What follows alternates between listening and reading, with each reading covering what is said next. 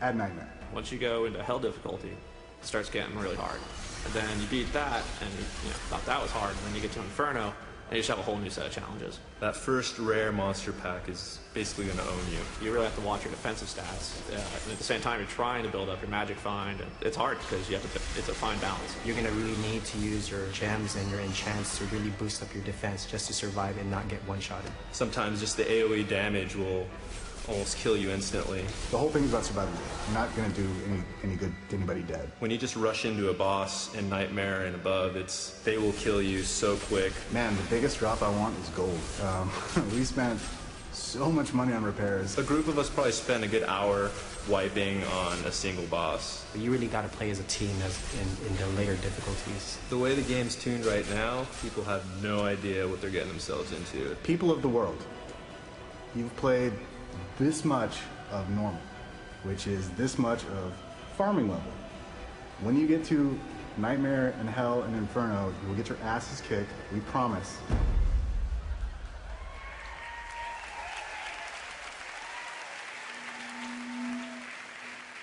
I don't know what's doing that. I'm doing it somehow.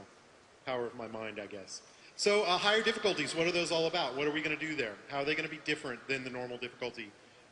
And that's what I'm going to tell you. So Nightmare, Hell, Inferno, these are our higher difficulties. A lot of the things we focus on in these higher difficulties is things that we can do to add depth to the game. So new item affixes. So one of the things that we found is that the Diablo item system is pretty dense. It's a pretty hardcore system. And so we've actually decided to go ahead and pull a lot of the item affixes that say don't matter that much in normal difficulty and just push them to the higher difficulties and not even bother in normal. I mean, a lot of you probably remember Diablo 2 and you get, resistance items gear in normal difficulty and you didn't even care because resistance is in normal difficulty. It's not that hard to stay alive in normal. So those are the kinds of affixes that we've pushed up. And by pushing those kind of out of normal difficulty, what we do is we introduce new attributes in higher difficulties, which adds a lot of depth to how you build your character and really increases the item game. So one of the other things we do is focus a lot on rares and champions. Rares and champions are basically randomized monsters. We can take kind of any monster in the game and then we have a bunch of different powers that we give to them that get kind of randomly assigned. So, I think I went too fast.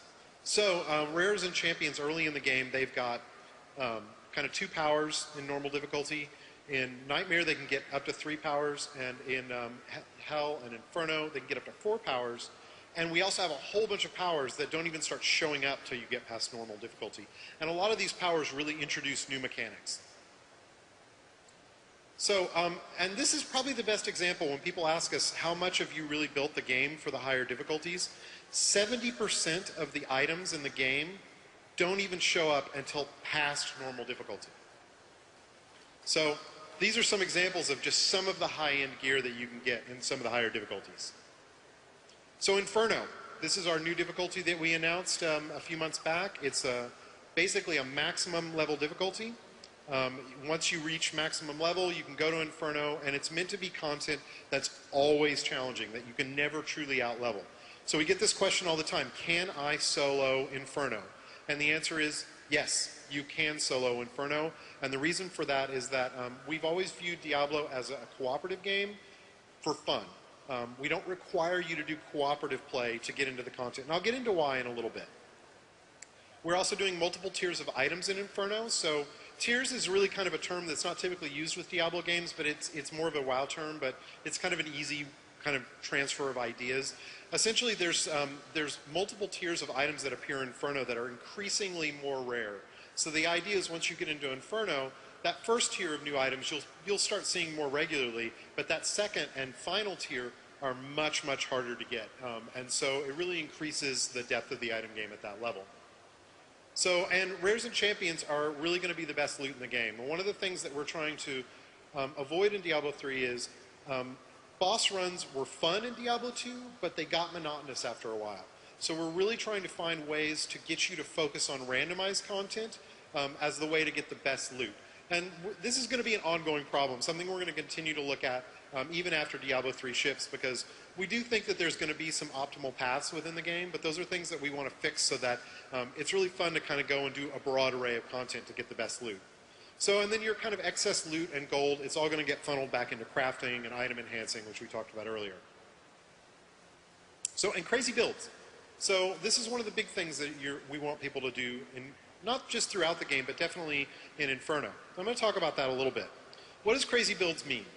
Well, WoW really focuses on optimal builds, making the absolute best character that you can make. But Diablo has no guild to answer to, no raids, and no roles to perfect. And these are important facts to kind of realize about Diablo because it changes the nature of how you play the Diablo game. For us, Diablo's co-op is optional. It's something for fun.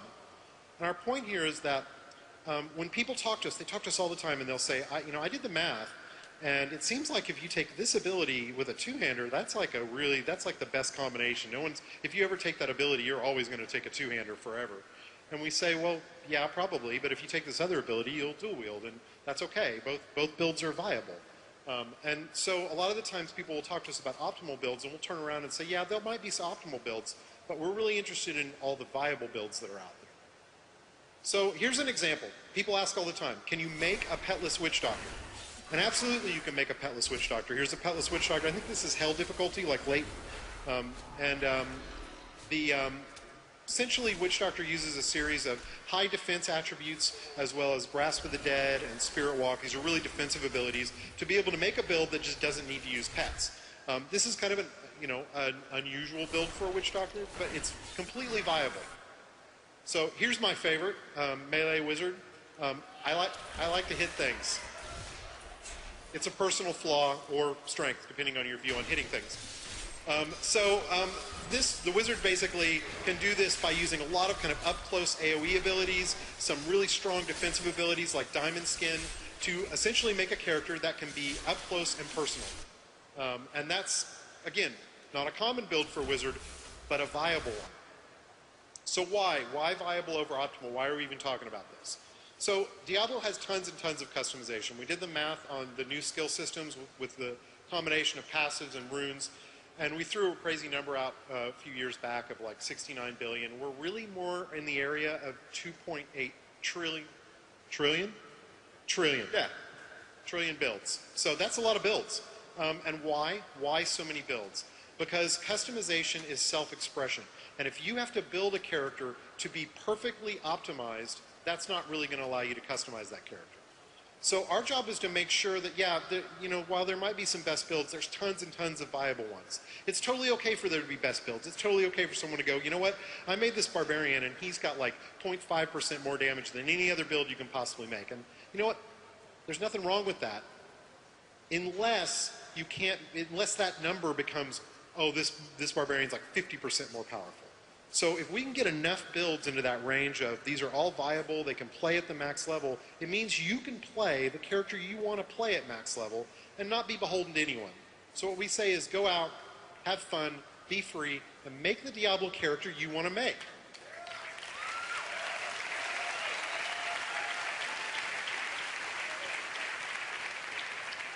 All right, so we're almost done here. A little bit of beta feedback. We really wanted to show how your feedback has directly impacted the development of Diablo 3. So there's way too many examples to kind of come up with of the ways that the feedback we've gotten from all of you has made the game better. So we just kind of picked some top 3. So the first one's a skill system. This is becoming more and more common.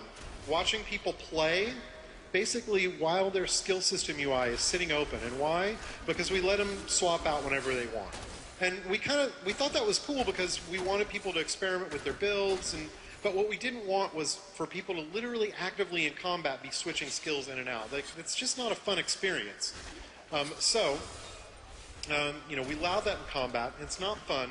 And the other thing we don't like about it is it makes you feel less committed to your build. You don't feel like you have a character build. You just feel like you have this UI for skill swapping that you're constantly using. So our solution is we're focusing on trying to do an in-town swap. So we're going to have an item that you're going to go to in town that is required so you can swap. And you can go to that and swap it whenever you want, but once you leave town, you're restricted and your build is locked. So we've got this implemented internally right now. It's probably going to go out in the next patch of the beta. We're not sure about it. It's better in some ways. In some ways, it kind of sucks to lose the freedom of being able to swap anywhere. But we feel like if we keep iterating on it, it can probably work. But if it doesn't, our alternate solution is going to be to focus on something more like an out of combat kind of system. It's funny, this idea of being in and out of combat is very much a World of Warcraft idea that doesn't translate really easily to Diablo because our combat pace is much faster. But it's still something we probably could fall back on if the in-town thing doesn't work. So followers. Followers are an awesome feature that we announced a little while ago. Characters that can follow you throughout the world and help you, and you can customize. One of the things we decided was that they weren't really going to be viable past normal difficulty. And we did that because we really saw them as more of a single-player feature, more of a story feature. The thing is, we got a lot of feedback that many of you didn't like this. Matter of fact, a whole lot of you didn't like it. So we changed our minds. So followers are now going to be in-game viable, so you'll be able to use them to customize your build and bring them with you out in the world. So this is a fun one. We posted our items up on the Blizzard website a while ago, and a lot of that stuff is really temp, so take it with a grain of salt. Like, we're really still very much in itemization's one of the kind of last things you get kind of hardcore on. So a lot of that stuff is temp, but you know, this is one of them, the Ring of the Zodiac. We posted up this data, and that's what was out there, and everyone's like, WTF, that's not a Ring of the Zodiac. We played Diablo 2, we know what a Ring of the Zodiac is, and that ain't it. So, fixed. So, thank you.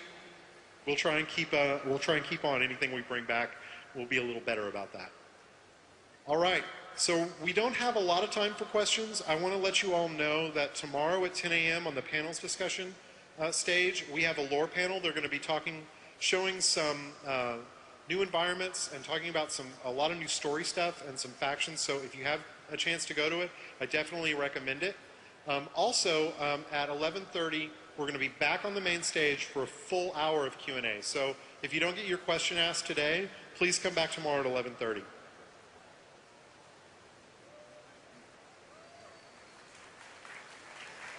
Thank you.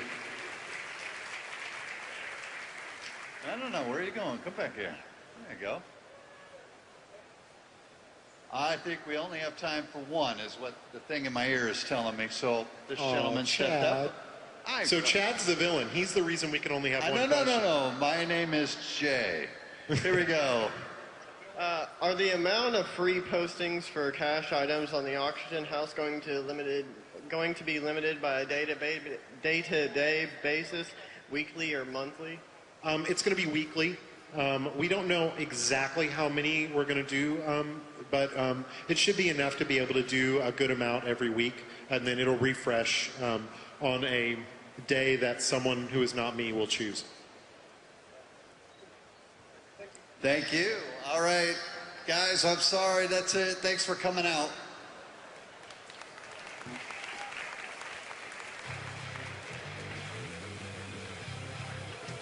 Thank you for attending the Diablo 3 Gameplay and Auction House panel. Up next, contests, beginning at 6 o'clock.